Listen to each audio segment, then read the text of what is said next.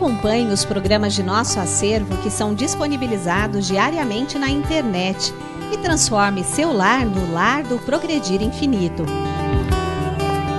Inscreva-se em nosso canal no YouTube, youtube.com/Seitonoi Brasil. Curta nossa página no Facebook, facebook.com/SNI Brasil e acesse sni.org.br. Programa Seitonoi na TV, a qualquer hora e em qualquer lugar, levando até você o modo feliz de viver em harmonia com a natureza.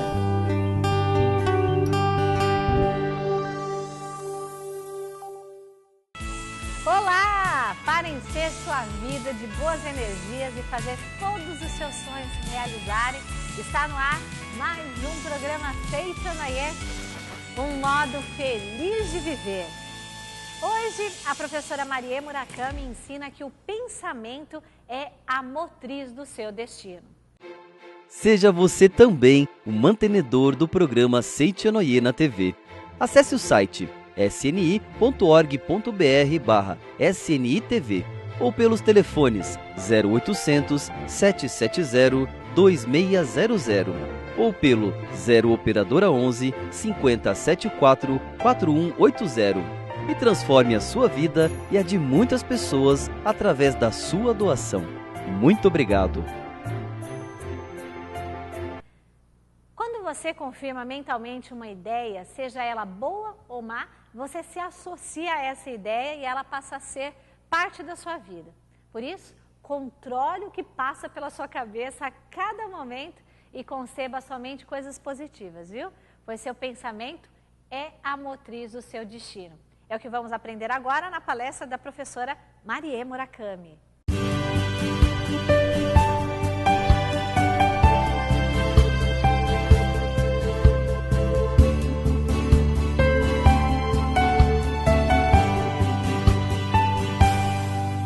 Muito obrigado a todos os senhores, senhoras, jovens, crianças que nos acompanham sempre neste programa da Seitonoi, o modo feliz de viver. Já conseguiram mudar a sua vida? Conseguiram transformar a sua vida para uma vida feliz? Hoje, através desse livro, A Chave da Vida Feliz, de autoria do professor Masaharu Taniguchi, no volume 2, nós vamos aprender que o pensamento é a matriz do nosso destino. O pensamento é que é a causa primeira do nosso destino. O destino não é uma força compulsória que vem repentinamente como algo fatal para nos aniquilar ou nos tornar felizes. Na realidade, dia a dia, minuto a minuto, nós estamos construindo o nosso destino através das nossas palavras, dos nossos pensamentos. Então, acompanhando o livro, na página 67, o professor assim nos escreve: um vegetal que recebe os raios do sol apresenta a cor que ele absorve e reflete. Da mesma forma, as dádivas de Deus são infinitas, mas concretizam-se apenas aquelas que o ser humano absorve e reflete. Enfim, mesmo que Deus esteja nos concedendo todas as dádivas, se nós não as reconhecemos, nós não estaremos recebendo. E por esse motivo que nós aprendemos sobre a importância de diariamente, no nosso cotidiano, nós estarmos reconhecendo apenas as coisas maravilhosas que Deus nos concedeu. E nós aprendemos que Deus é bem. E se Deus é bem, basta que nós estejamos reconhecendo as coisas agradáveis, as coisas felizes e maravilhosas que ocorrem ao nosso redor. Ao nosso redor está cheio de coisas a quem nós podemos estar manifestando o nosso sentimento de gratidão. Aí, completando, o professor nos ensina: o filme fotográfico pode reproduzir quaisquer imagens, porém, retrata apenas a imagem daquilo que a pessoa focaliza com a sua câmera. Semelhantemente, apenas surgem as dádivas que o pensamento humano focaliza. Deus não concede dádivas com parcialidade. é o próprio pensamento humano que se materializa e delimita o destino. Daí a importância de nós estarmos no nosso dia focalizando aquilo que nós desejamos que se materialize na nossa vida. E logicamente então, se nós estivermos focalizando apenas os fatos negativos que ocorrem em nossa vida, como fracassos, um tropeço ou uma palavra negativa que alguém tenha nos dirigido e nós estivermos remoendo esse pensamento durante o dia todo, inclusive na hora de deitar nós ficarmos nos lembrando somente dessas coisas negativas que aconteceram durante o dia, o que nós focamos é que vai estar constituindo o nosso destino a partir do dia seguinte. Aí então o professor escreve: não fale sobre assuntos tristes e negativos. Fale sempre sobre assuntos alegres e positivos. Não fale sobre fracasso, decadência ou destruição. Fale somente sobre progresso, elevação, avanço e assuntos construtivos. Falando sobre envelhecimento, enfraquecimento ou decadência, estes acabam se concretizando pelo poder da palavra. Existem pessoas, por exemplo, que acabam se queixando de sua doença ou de alguma dor de uma forma exagerada e não percebem que exatamente o exagero no ênfase que dá aos sintomas que ocorrem no seu corpo estará agravando o estado de saúde. E da mesma forma, tem pessoas que, passando por uma situação de falta de saúde ou falta de prosperidade, ficam a comentar esse fato com Deus e todo mundo. E não percebem que o fato de estar contundentemente comentando com as pessoas esses fatos de falta de prosperidade ou falta de saúde, é que está agravando cada vez mais. Cada homem é uma espécie de emissora de ondas mentais. Quando surge um pensamento ou um sentimento, a sua vibração mental vai se propagando e exerce uma certa influência em outras pessoas. O estado mental da mãe influi especialmente nos filhos e tem força suficiente até para torná-los doentes ou saudáveis. Daí a compreensão de que em lares onde os familiares, na hora da refeição, em lugar de tomar a refeição comentando sobre os fatos felizes que ocorreram no dia, ficam a lamentar as coisas ruins que aconteceram no dia e diante dos filhos começam a chamar a atenção. Isso faz com que essas vibrações das palavras levam os filhos até a ficarem doentes. Porque o professor Masaharu Taniguchi nos ensina o seguinte, que tomar a refeição sem agradecer é como estar produzindo toxinas, está produzindo toxinas no seu organismo, e a pessoa que se alimenta dentro dessa vibração está se alimentando dessas toxinas, sem perceber que então isso vai estar desencadeando logo depois a doença. Por isso o professor ainda escreve, já que o pensamento constitui a matriz do destino, o ser humano, em vez de lamentar seu destino infeliz, deve pensar em fatos que causam um destino feliz, tais como alegria, saúde, prosperidade, ideias construtivas, progresso, esperança.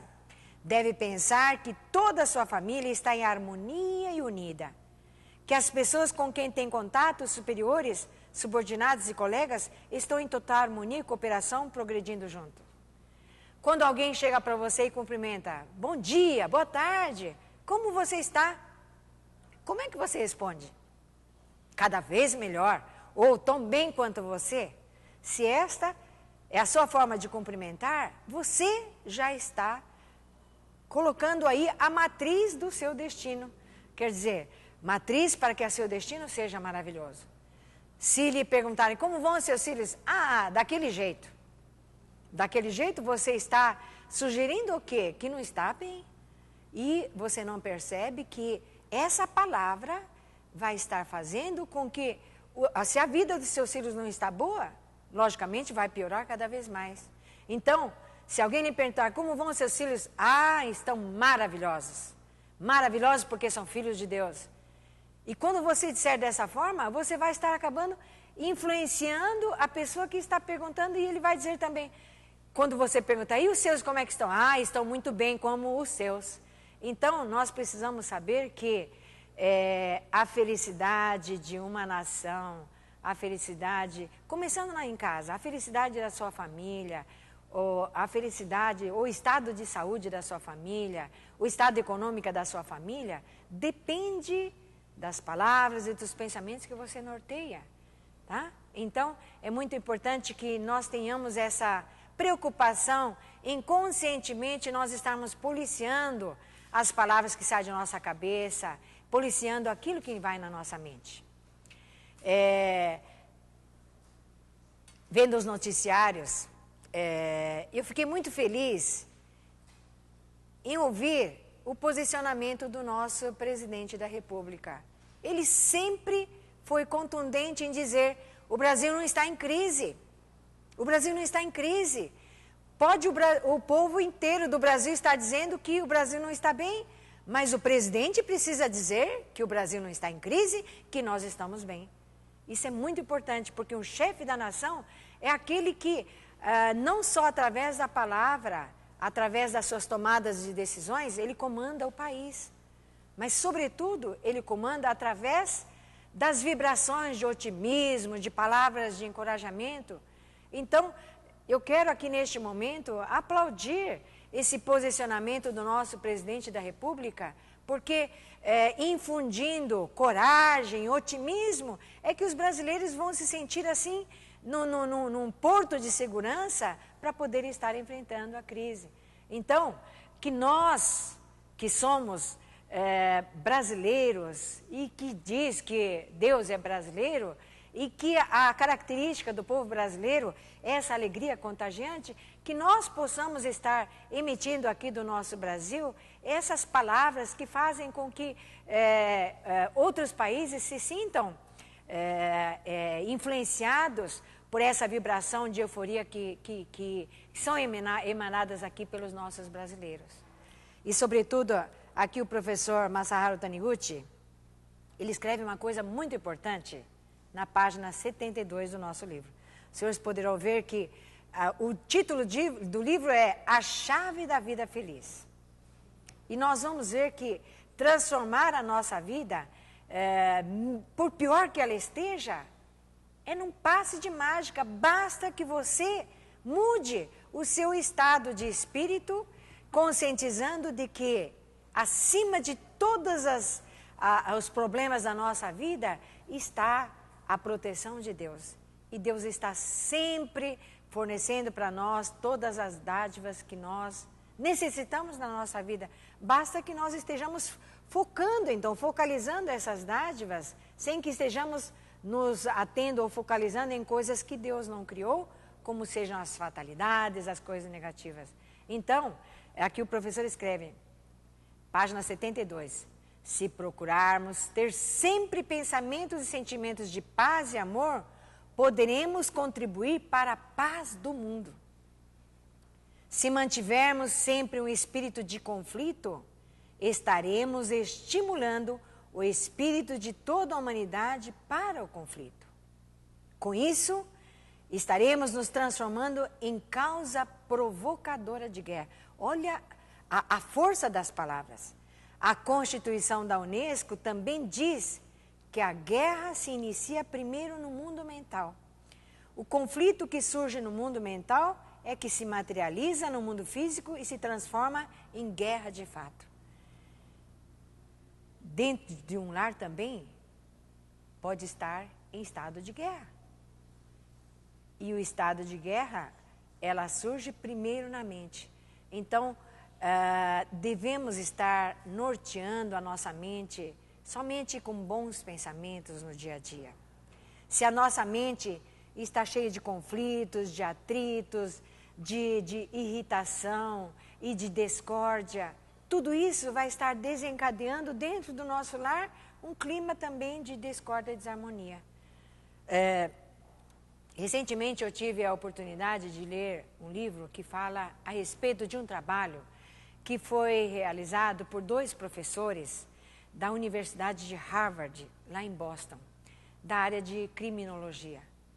E eles então tiveram a curiosidade de querer estudar onde é que começa e onde estaria a causa da criminalidade, da violência, da discórdia.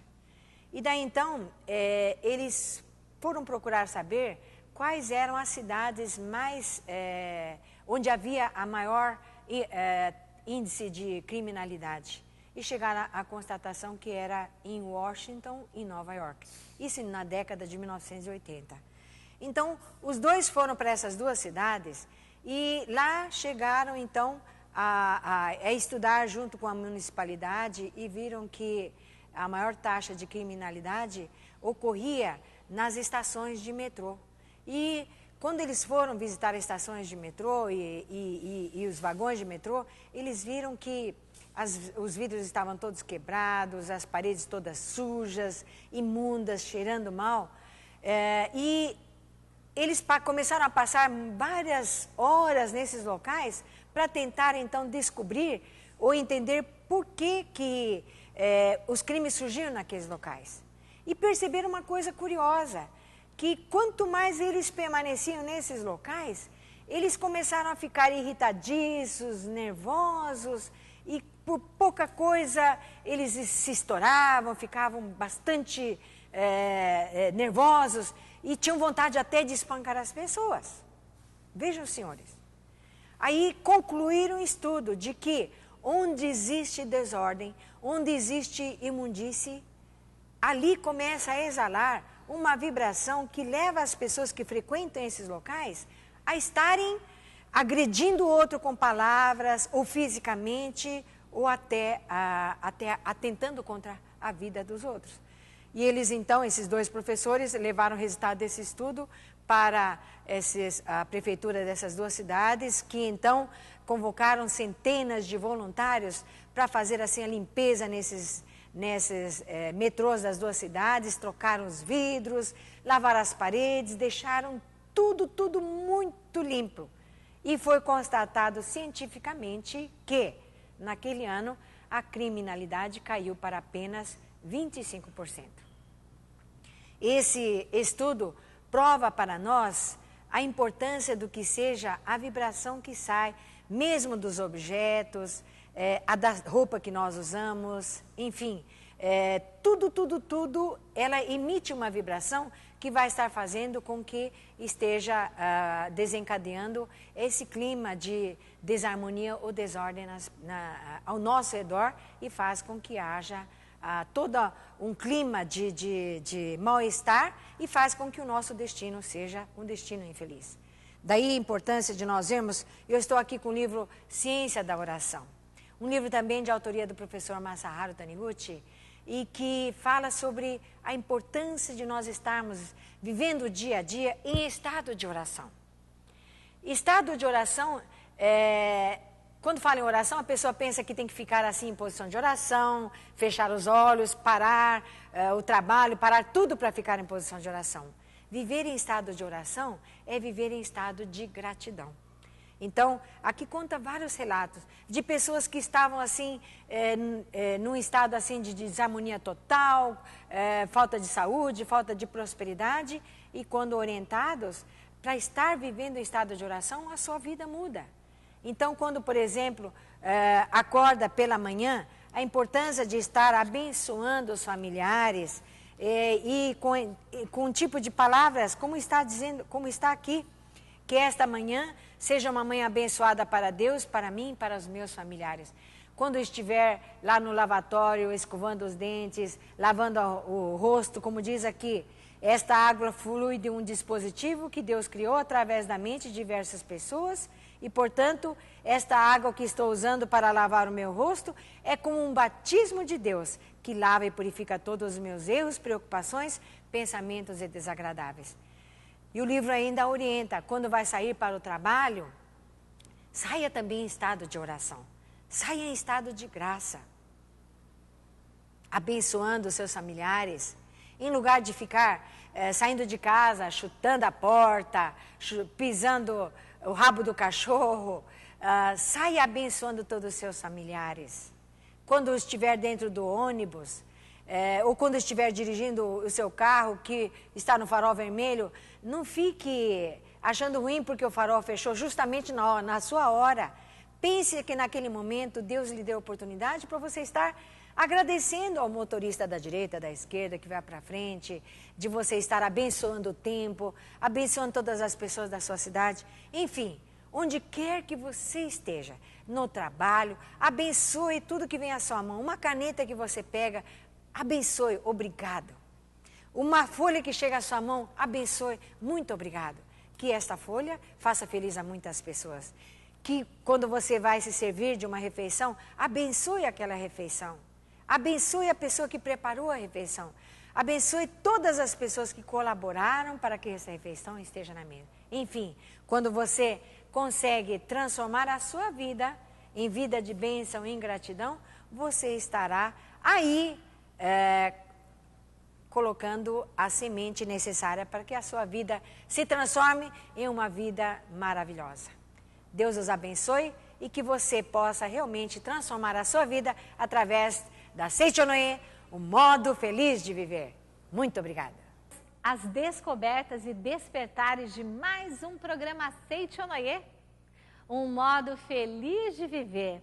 Nos despedimos do programa de hoje, mas olha, contamos com a sua adorável companhia no nosso próximo programa, tá bom? Para finalizar, olha, Deus conhece e ama você. Essa convicção que você tem que ter. Deus me conhece, Deus me ama. Lembre-se apenas de ficar em silêncio interior, pois o Espírito Santo tudo o mais consertará. Então vamos juntos ao nosso momento de oração. Muito obrigada pela sua companhia.